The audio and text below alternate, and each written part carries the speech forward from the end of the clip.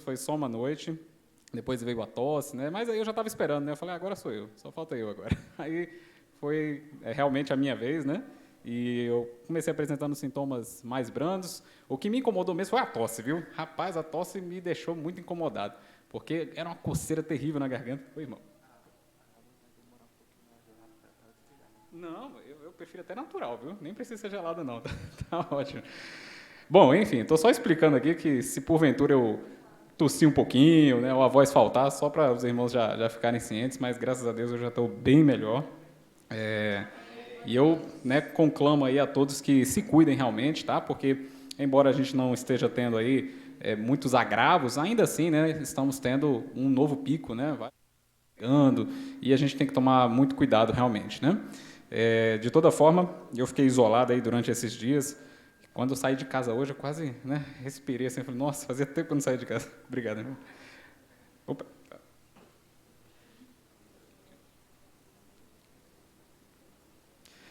Pois bem, mais importante é que a saúde agora está reestabelecida, né?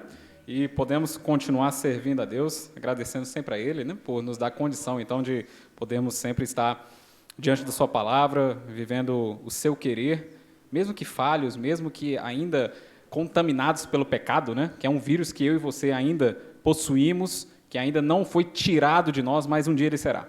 E essa é a nossa esperança, essa é a nossa convicção e podemos ter certeza disso.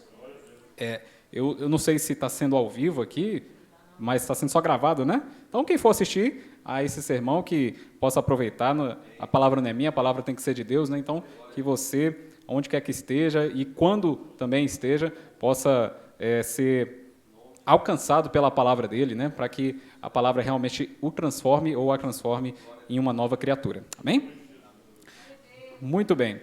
Bom, nosso querido pastor Eduardo, né, como sempre, uma simpatia de pessoa, sempre me colocando nas maiores enrascadas, viu? Rapaz! Não, brincadeiras à parte, o pastor Eduardo é uma pessoa muito querida, viu? Tenho uma estima muito grande por ele e tenho o privilégio, né, de ser um irmão em Cristo, então isso é muito bom, assim como de toda a igreja aqui presente também. Mas a gente, né, possui um carinho, né? E quando a pessoa não está, eu gosto de elogiar, que aí fica melhor para a pessoa não ficar muito vaidosa. Muito bem, mas ele me pediu, né, para trazer um conteúdo, e a gente tem que entender que um pastor, né, um líder que está ali conduzindo as ovelhas de Cristo, ele sabe das necessidades do seu rebanho, né? Então, pelas necessidades, ele tem que alimentar o rebanho com aquilo que o rebanho precisa, e não necessariamente com aquilo que o rebanho quer, né? Porque se nós, como ovelhas aí, quiséssemos ser satisfeitos apenas com aquilo que é do nosso interesse, coitados de nós, né? Nós estaríamos aí só comendo bobagem, né? Só comendo besteira, porque isso é gostoso e as pessoas realmente caem nessa tentação, mas não pode ser assim. O pastor ele precisa, de fato, conduzir as suas ovelhas, direcionando, e por mais que às vezes a vara da disciplina doa um pouquinho, é necessário.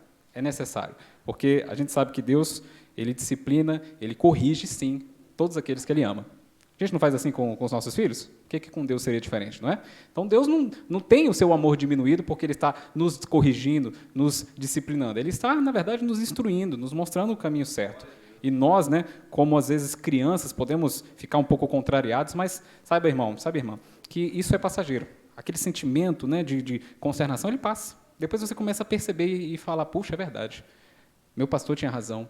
Meu pai e minha mãe tinham razão, a gente não falava assim também? Chega uma hora que, quando bate a consciência, a gente não fala, puxa, se eu tivesse ouvido meus pais, se eu tivesse, né, feito a vontade deles, no sentido de orientação, claro, né, quando você tem pais que são cristãos, que são tementes a Deus, que estão te direcionando para o melhor caminho, é sempre bom escutá-los. Amém? Que a juventude, né, da igreja possa ser sábia nesse ponto, de saber reconhecer quando os mais velhos, né, dão a sua orientação. Não é à toa, não é por implicância, não é porque está querendo, né, ficar tomando conta da sua vida, não. É porque quer realmente o seu bem, tá bom? Mas, hoje, nosso querido pastor me pediu para trazer um assunto, e eu falei, então tá bom, então, cristão não foge à luta, vamos trazer esse assunto aí. Bom, irmãos, então, no nosso culto de ensino hoje, né, quarta-feira, nós hoje somos convidados, eu creio que por Deus, a meditarmos num tema que é muito recorrente nessa época do ano. Desculpe perguntar, mas a pessoa que é líder do Ministério Infantil está aqui presente? Não, né? Tá bom, mas tadinha. Se ela estivesse aqui presente, eu acho que onde ela quer que esteja, ela sabe que essa época do ano é a época que a diretora do Ministério Infantil bota a mão na cabeça e fala, meu pai, o que é que eu faço? Porque é difícil, né? É uma temática que quem mexe, né, com a parte das crianças aí da igreja sabe que não é simples, né? E, às vezes, tem gente que pensa assim, mas que assunto bobo, né? Para que a gente vai ficar comentando sobre isso? Não é melhor falar sobre outras coisas? Pode até ser, irmãos, pode até ser. Mas se está sendo, assim, necessário comentar questões desse tipo, por que não, né? Vermos o que a palavra de Deus tem a dizer sobre isso. E qual que é o tema, então, Vitor? Vamos ir direto ao ponto. Bom, todo mundo sabe, nós estamos no mês de junho, e no Brasil, aqui, especialmente, nós comemoramos aquilo que costumeiramente se chama de festa junina, né? Mas e aí? Será que o cristão tem alguma coisa a dizer sobre essa festividade, sobre essa comemoração, sobre esse aspecto da cultura popular brasileira? Falando aqui, né, do nosso país, e é algo muito assim presente aqui para nós, que temos também famílias de origem nordestina, né, que é onde lá a festa junina pega forte, né, assim? Quem tem parentes aí no Nordeste sabe que lá realmente a festividade é bem assim abundante, dura praticamente o mês inteiro. E tem festas que se prolongam, né? Vai para o mês de julho, aí vira a festa julina, vira a festa agostina, festa de não sei o quê. Enfim, é festa para o ano inteiro quase, né? Bom, mas e aí? Será que nós, cristãos, temos alguma resposta? Será que nós, cristãos, temos algo a dizer? E eu falei do Ministério Infantil, porque realmente, nessa hora, as crianças são as primeiras que nos perguntam, né? Papai, mamãe, eu posso participar da festa lá da escola? Vai ter fantasia, né? A gente vai se vestir de caipira. E aí, você como um pai e como uma mãe cristã, o que você fala para o seu filho nessa hora? Eu não tenho filho pequeno mais não, já passei dessa fase, essa luta agora não é minha. Tudo bem. Mas, talvez você conheça, né, algum jovem, alguma criança que seja filho de algum amigo seu, de algum parente seu, e que esteja também nessa circunstância. Eu vejo aqui uma querida, né, jovem aqui também. Quem sabe ela já não tenha perguntado isso para a mãe e para o papai dela. Não é? É normal. E aí, você como pai, você responde o quê? E agora? Eita! Agora você faz que nem a diretora do Ministério Infantil, põe a mão na cabeça e fala, pai amado, me conduza. Porque são questões que às vezes ficam difíceis, né? Mas calma, a nossa intenção aqui é trazer o assunto de maneira bíblica, de maneira coerente, de maneira equilibrada, mas de maneira que esteja fundamentalmente atrelada à palavra de Deus. Essa é a nossa posição, sempre. Pode não ser, às vezes, tão popular, mas vamos para a palavra primeiro, para que a gente possa, então, fazer alguma consideração, para que a gente tome algum juízo sobre esse assunto, porque eu acredito que a palavra de Deus tem, sim, alguma coisa muito importante a nos dizer, não somente no sentido dessas festas, né, mas no sentido de tantas outras festas que nós temos na nossa cultura. Você tem festas aí que vão desde o início até o fim do ano. E todas elas também poderiam ser respondidas a partir desses princípios que a gente vai meditar hoje, um pouco. Amém? Mas, como de praxe, vamos pedir a condução do nosso verdadeiro guia e mestre e professor, nosso Espírito Santo, aquele que foi enviado para nos orientar, para nos dar o discernimento da verdade, da justiça e do juízo. Vamos orar a Deus e pedir a condução do Santo Espírito. Senhor Deus e Pai, que o Senhor abra a nossa mente e o nosso coração para a sua palavra agora, para que aquilo que seja lido neste momento seja, de fato, algo que nos transforme, nos revele a sua vontade, o teu querer. Nós queremos crescer, Senhor. Nós não queremos ficar na ignorância, porque nós sabemos que é na ignorância que nós perecemos. Nós queremos conhecer a sua palavra, nós queremos viver a sua palavra, para que a sua palavra seja realmente uma chama viva no nosso coração e nos faça sermos luzes, testemunhas suas neste mundo de trevas. Que o teu Santo Espírito, então, abra a sua palavra aqui, neste momento, em nome de Cristo que pedimos. Amém. Muito bem. Primeira notícia sobre esse assunto, querida igreja. A Bíblia não fala nada sobre isso. Esse é que é o problema. A Bíblia não fala uma vírgula sobre festa junina. Pode uma coisa dessa? Bom, alguns poderiam falar, bom, então acabou a discussão, né? A Bíblia não fala nada, então vamos embora. Mas calma, porque a Bíblia também não fala nada sobre drogas, a Bíblia não fala nada sobre cigarro, a Bíblia não fala nada sobre um monte de coisa. Mas não quer dizer que, pelo fato da Bíblia diretamente não falar sobre esses assuntos, que ela não tem uma posição sobre essas questões. Sabe por quê? Porque a Bíblia não é um livro de detalhezinhos, simplesmente. A Bíblia é um livro de princípios. E esses princípios são universais. Eles são aplicáveis para diversas circunstâncias. E veja que Deus é tão sábio que Ele realmente colocou princípios para nortear a sua igreja nos diversos assuntos que eles iriam enfrentar ao longo aí dos séculos e das eras da igreja. E nós temos que olhar para esses princípios e perceber o mundo à nossa volta e como nós vamos, conduzidos pelos princípios da palavra de Deus, nos portar em frente a essas situações que são colocadas. E, falando nesse assunto, nós temos que perceber que a Bíblia, de fato, traz esses princípios como forma de um guia. E eu gostaria, então, de abrir a palavra no livro de 1 Coríntios, e eu peço que a igreja também assim o faça. Vamos abrir a palavra aqui em 1 Coríntios e vamos tentar encontrar esses princípios na palavra de Deus numa situação muito semelhante a essa que nós vivemos hoje, né? Numa situação que, de fato, pode ser assim bastante aplicável nos nossos dias. 1 Coríntios, capítulo 8. 1 Coríntios, capítulo 8. Muito bem. Nós temos aqui, nesse capítulo, uma situação muito interessante. Paulo, como o grande apóstolo, né, dos gentios, ele está aqui instruindo a igreja de Corinto. Para quem não sabe, depois você pode fazer uma pesquisa no Google aí mais tarde, quando estiver em casa, você vai perceber que a igreja de Corinto vivia uma realidade pagã dos pés à cabeça. Porque Corinto era de fato uma cidade pagã. Mas veja, o cristianismo nessa época era minoria. Então, é mais do que natural que os cristãos que viviam na cidade de Corinto estavam enfrentando situações que envolviam o paganismo, porque era aquilo que acontecia no dia a dia deles. O paganismo era a regra, o cristianismo era a exceção.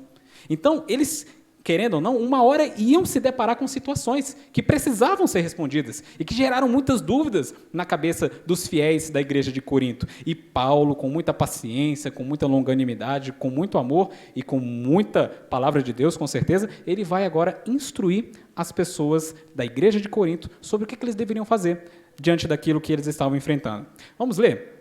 Vamos perceber o que estava acontecendo aqui e vamos tentar aplicar para os nossos dias e vamos ver se a gente consegue aprender alguma coisa sobre essa história. Aqui, em 1 Coríntios, capítulo 8, verso 1, na minha versão, diz assim: No que se refere às coisas sacrificadas a ídolos, sabemos que todos temos conhecimento. Então vamos fazer aqui uma leitura comentada e vamos tentar trazer aqui para os nossos dias e fazer as comparações, né? Bom, Paulo está dizendo já de cara o que é o assunto que ele vai comentar. Coisas sacrificadas a ídolos. Para quem já tem mais uma familiaridade com a Bíblia, já sabe que essas coisas aqui são coisas alimentares, né? São comidas. Então, essas coisas sacrificadas a ídolos é o tema que Paulo vai começar a trazer. E por que isso é importante para nós, né, nos nossos dias? Porque se a gente está falando sobre festa junina, se o cristão pode ou não pode participar, a gente tem que lembrar da origem da festa junina. E eu tenho certeza que todo mundo aqui, se fizer uma pesquisa no Google também, vai encontrar aí na internet várias e várias, né, explicações da origem dessa festividade, né? Então vocês já estão assim, talvez não carecas de saber, mas pelo menos já tem uma noção de como que essa festa surgiu. Essa festa tem uma origem pagã? Sim, tem uma origem pagã, mas a igreja católica medieval, né, naquele contexto de tentar, digamos, cristianizar o paganismo, acabou pegando várias dessas festas e trouxe para um contexto cristão. A Igreja Católica fez isso durante o período, né, onde ela teve maior influência e dura até hoje. Percebam, nós estamos até hoje seguindo um calendário católico. O nosso calendário, ele tem vários feriados católicos. Gente, amanhã é um feriado católico. Amanhã é dia de Corpus Christi, segundo, claro, o calendário católico. Corpus Christi, para quem não sabe, é a referência para a Eucaristia, né? Dentro da Igreja Católica, eles entendem a Eucaristia e eles celebram a Eucaristia neste dia. Então, veja como a influência católica é forte até hoje. Nosso calendário está moldado também em cima das festividades católicas. E o catolicismo, desde o princípio, usou essa estratégia. Já que os pagãos fazem essa festa, por que a gente não começa a adaptar essas festas para o contexto da Igreja Católica? Então, realmente, alguns povos pagãos tinham uma festividade exatamente nesse mês. Vocês estão sentindo frio agora, né? Porque aqui a gente está no período de inverno. Só que lá, né, no hemisfério norte, não é inverno agora. Lá é verão.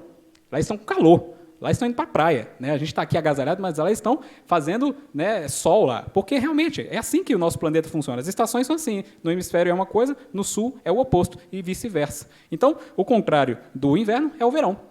E lá eles estão vivendo o verão. E agora, no verão, aqueles povos, eles tinham realmente algumas festividades, né, de colheita, porque eram povos que já faziam agricultura, e a Igreja Católica, então, pegou essas festividades e colocou no contexto da Igreja Católica e trouxe, né, para essa história toda aqui a elementos que eram, claro, ligados ao cristianismo, mas também, obviamente, ligados ao catolicismo, né? Então, veja, a festa que os pagãos comemoravam eram festas às suas divindades, porque realmente eles tinham vários deuses, né? E um desses deuses, uma dessas deusas, aliás, se chamava Juno, e era uma divindade, né, feminina que a igreja percebeu que poderia adaptar e trouxe para o catolicismo, só que no lugar de adorar a deusa Juno, eles colocaram, vamos adorar o Santo João. Que João?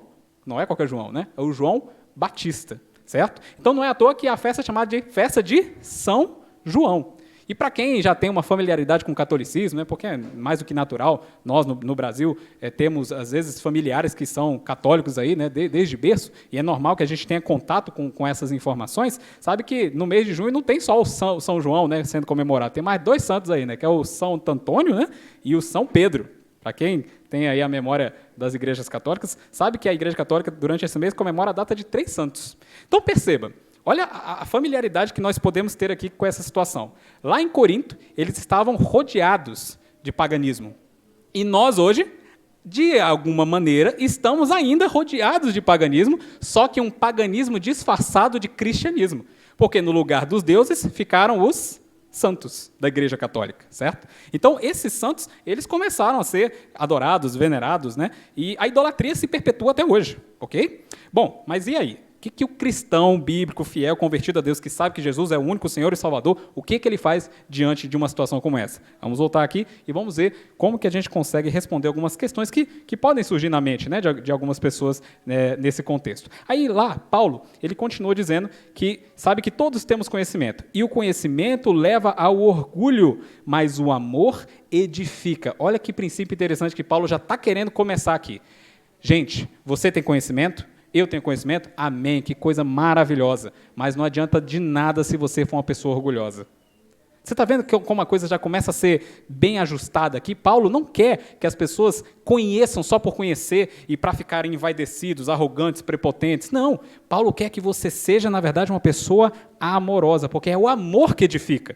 Então, muitas vezes, o cristão que tem o conhecimento da palavra, ele pode realmente ter um bom conhecimento de fato, mas às vezes ele está usando o conhecimento não para edificar, porque ele não está colocando o amor no conhecimento dele.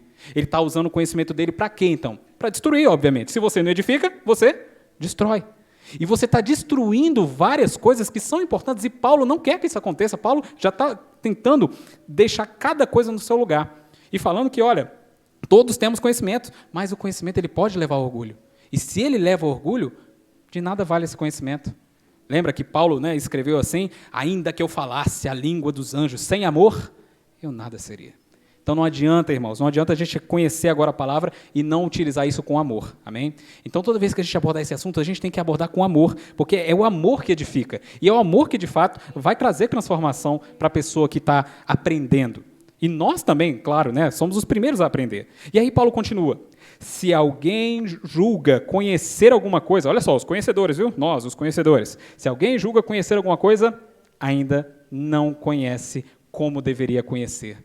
Paulo já está dando uma advertência. Olha, vocês que se acham os conhecedores, vocês que são aí os bambambãs da palavra, na verdade vocês não conhecem nada, porque vocês não estão conhecendo como realmente deveria. Quem verdadeiramente conhece a Deus, ele ama. Lembra que o apóstolo João fala isso, né? Se você não ama, você não conhece a Deus. Percebe como as coisas, né, são entrelaçadas? E Paulo está deixando isso muito claro.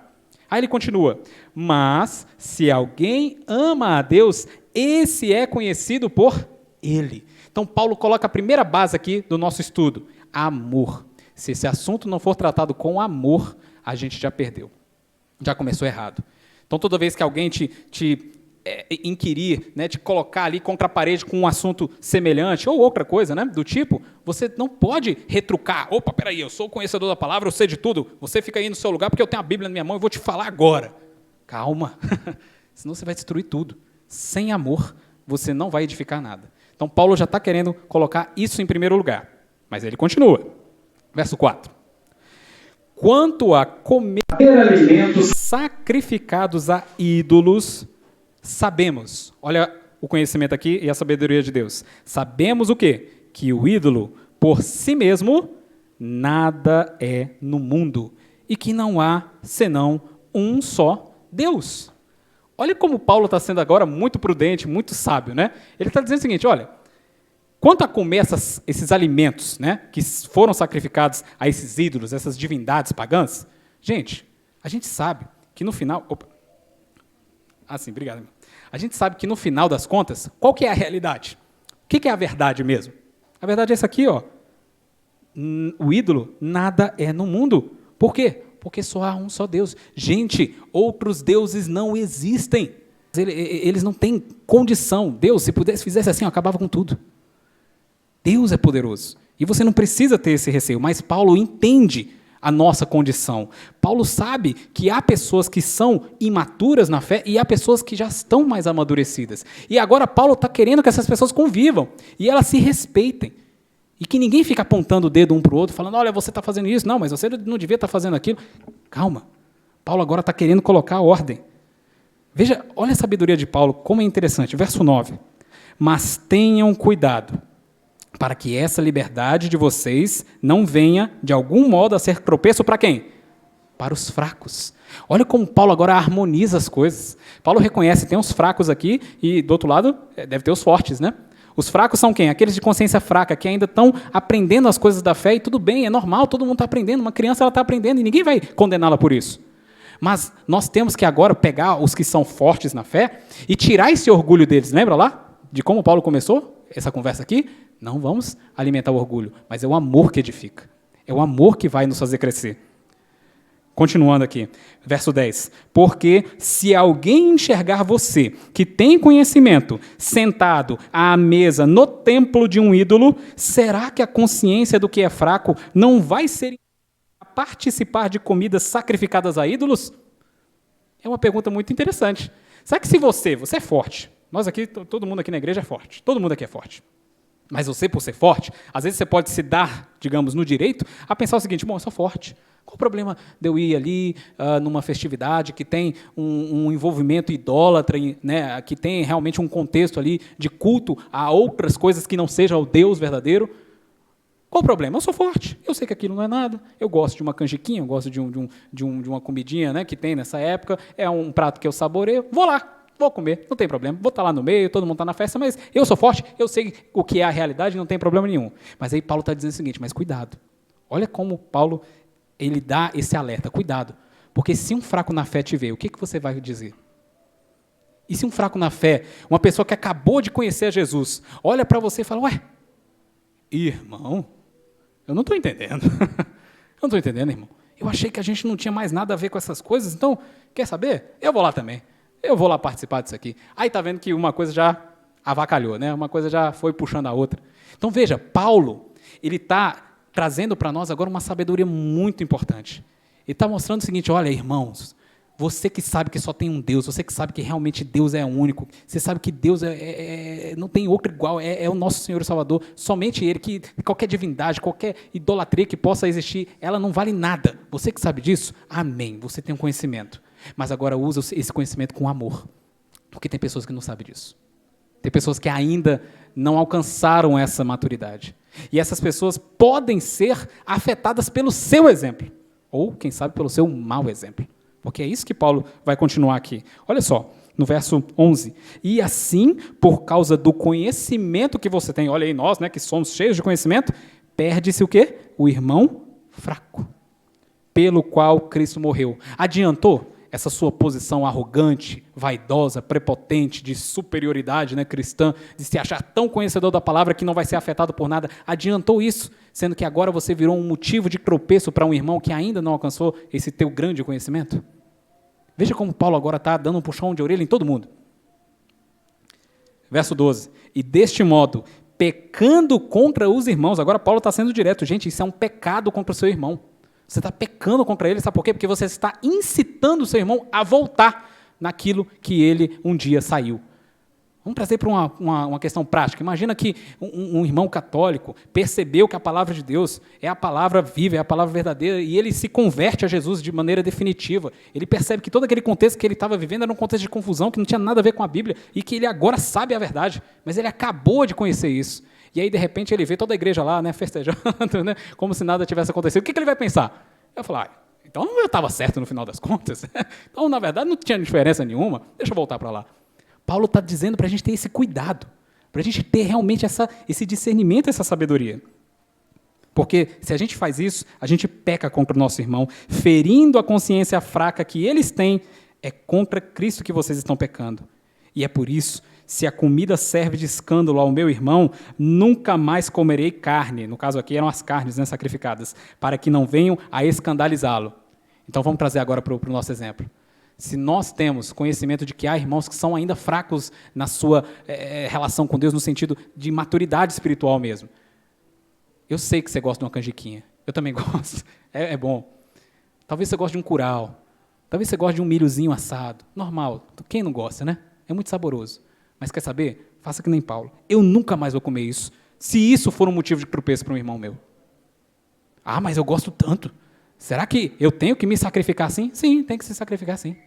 É por amor. Lembra? É o amor que você tem pelo seu irmão.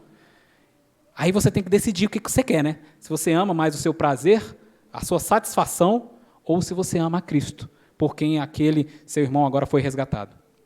Então percebam como as coisas ficaram mais complexas, né? Talvez uma resposta simples, não, tudo bem, pode ir lá para a festa, ou não, você não pode. Talvez isso fosse assim muito fácil. Mas percebam que a realidade ela não é assim. A realidade é muito mais complexa.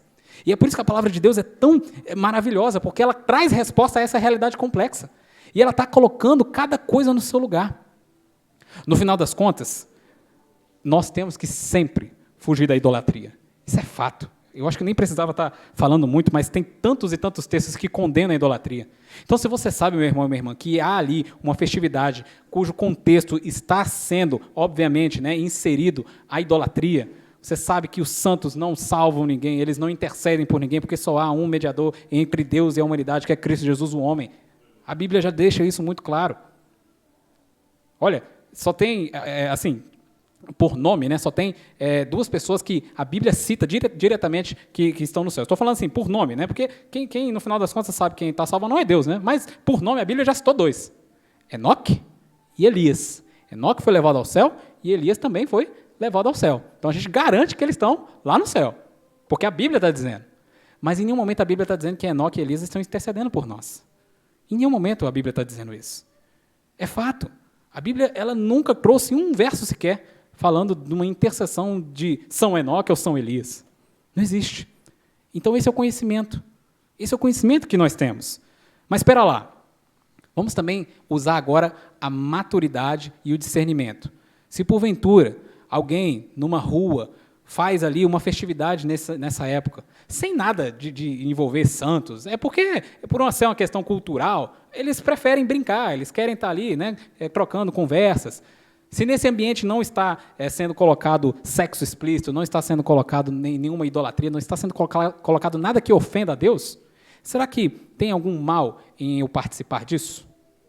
Façam essa reflexão, façam essa análise, mas percebam que a coisa ela realmente é muito mais profunda, porque muitas vezes nós, na boa intenção de percebemos o seguinte, puxa, realmente, ali naquele ambiente, eu estou vendo, é um ambiente familiar, não tem nada de santo, porque ninguém lá nem é católico, eles nem sabem o que é isso, na verdade eles só estão querendo fazer uma fogueira porque está frio, né? Então fica gostoso, as pessoas se vestem de caipira, poxa, o caipira é um sujeito, né, tão bem apreciado, né, pela nossa cultura, a gente gosta, né, dessa coisa interiorana, né, de ir para a roça, então ali não tem mal nenhum, então a pessoa pode pensar assim, qual o problema? Eu vou lá, né? Eu sei que ali não tem nada do que Deus se ofenda na Bíblia, porque realmente ali o pessoal só quer uma comida gostosa e quer um momento diferente. Ok, mas veja, e se tiver algum irmão que vai te ver ali? Está vendo? Que nessa hora você tem que usar a maturidade e falar, puxa, ia ser realmente muito bom participar dessa festa.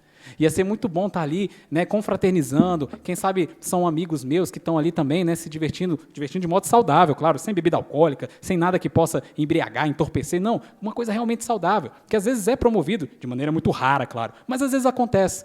Mas se você sabe que um irmão pode te ver, aí você faz o quê? Você se abstém do seu prazer. Você se abstém da sua própria vontade. E lembra que Cristo fez exatamente a mesma coisa, e na verdade muito mais, né? Cristo se absteve da sua própria vontade. O que custa nós também nos abstermos, né, dos nossos pequenos prazeres? Então perceba que o assunto, meus irmãos, ele não é um assunto de criança apenas, né? A gente fala do ministério infantil, mas esse é um assunto para adulto também.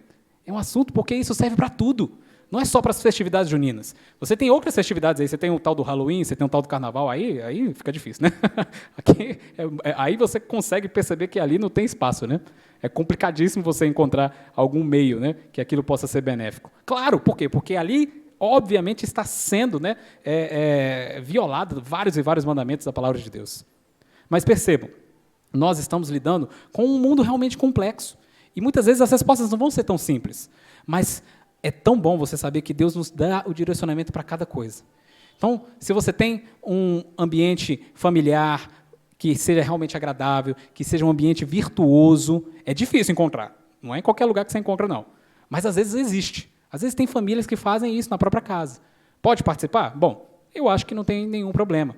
Mas veja que é uma questão de opinião e todo mundo tem que ser respeitado aqui. Ninguém está falando de doutrina aqui. A gente está falando de opinião.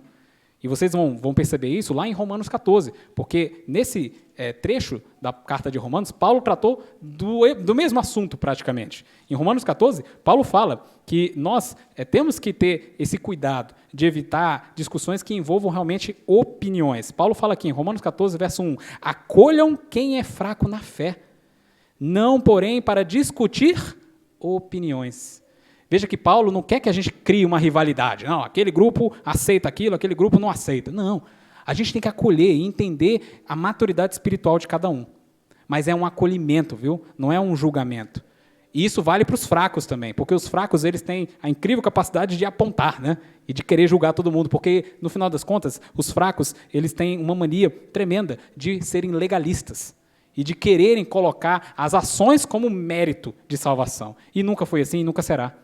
Ninguém vai ser salvo porque comeu ou deixou de comer alguma coisa. Não é isso que define a salvação. A salvação é pela graça mediante a fé.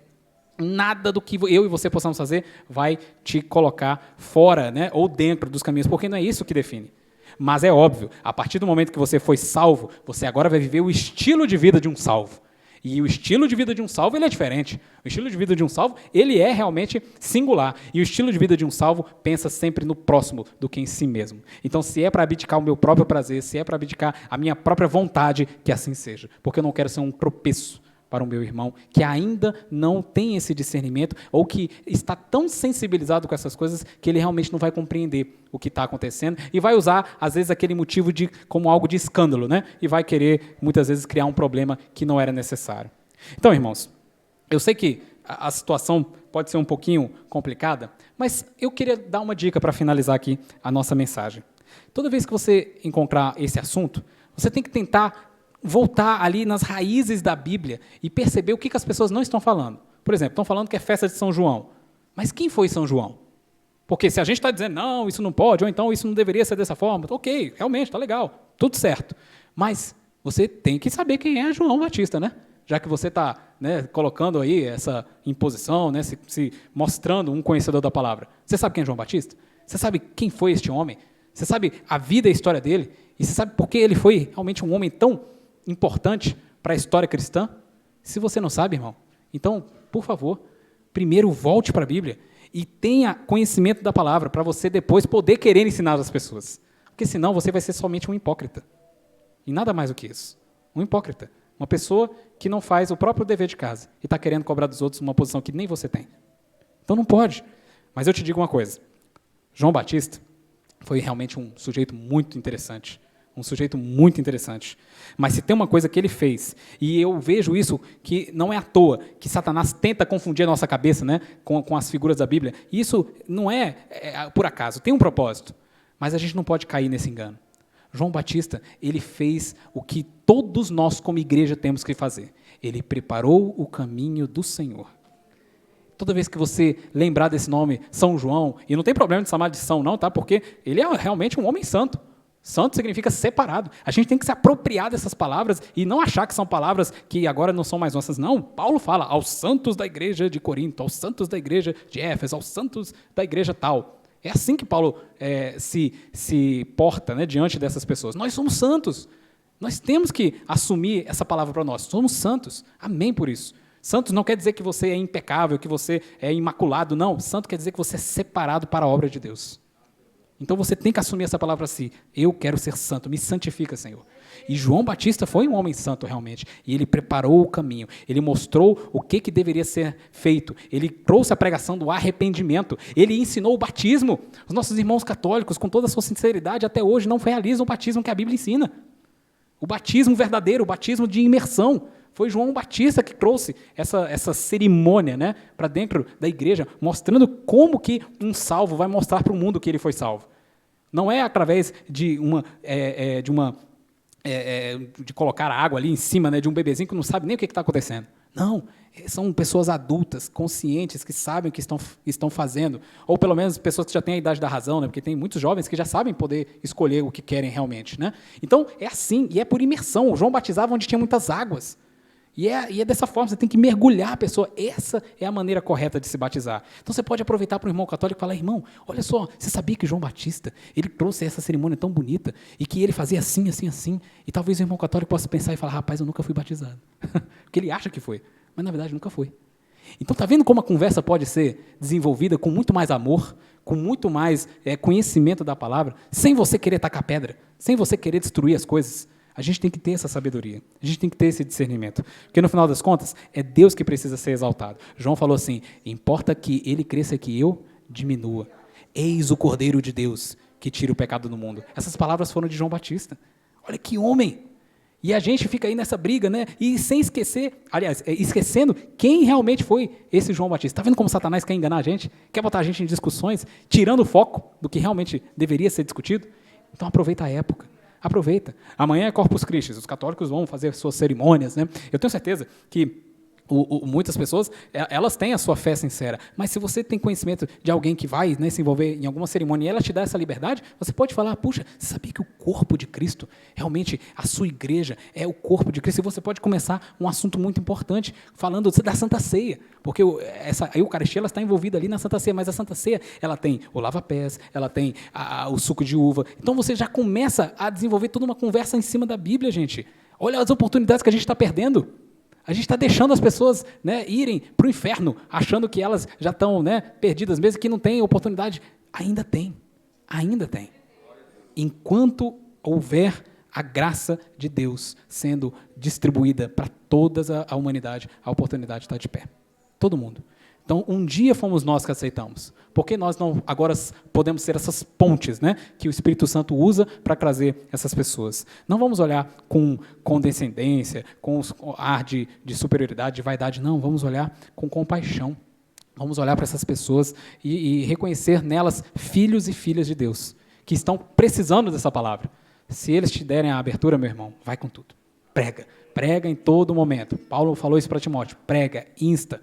Em qualquer circunstância, vá lá e prega a palavra. É só isso que a gente tem que fazer. Não julgue, não condene, porque isso compete a Deus. A nós, que somos suas testemunhas, nós temos que pregar. Amém? Bom, irmãos, tem muita coisa que poderia ser dita sobre esse assunto, claro, não tem como a gente, né, fechar isso numa só noite, mas eu igreja, leia a Bíblia, leia esse capítulo, tem outras coisas que poderiam ser levantadas, com certeza, mas vamos pedir a condução do Santo Espírito. Ele vai nos dar a sabedoria, ele vai nos dar o discernimento e vai nos colocar nos caminhos do Senhor. Vamos fazer uma oração?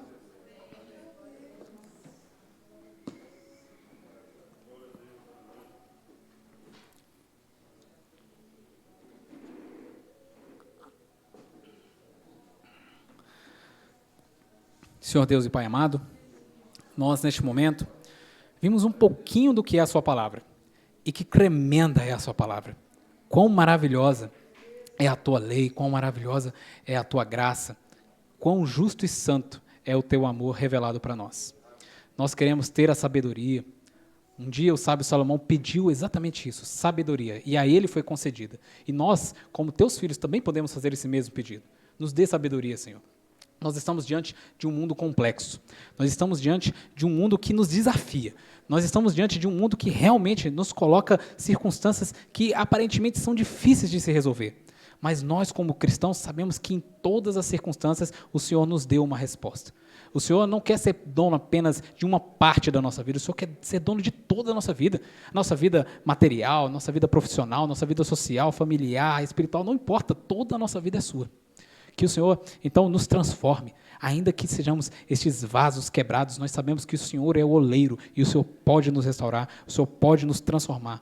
Que o Senhor nos dê conhecimento, mas acima de tudo, Senhor, que o Senhor nos dê sabedoria para usar esse conhecimento com amor, para que tudo seja edificado e jamais derrubado, destruído, que as pessoas realmente vejam a nossa vida como vidas transformadas e eles percebam que ali há um poder diferente.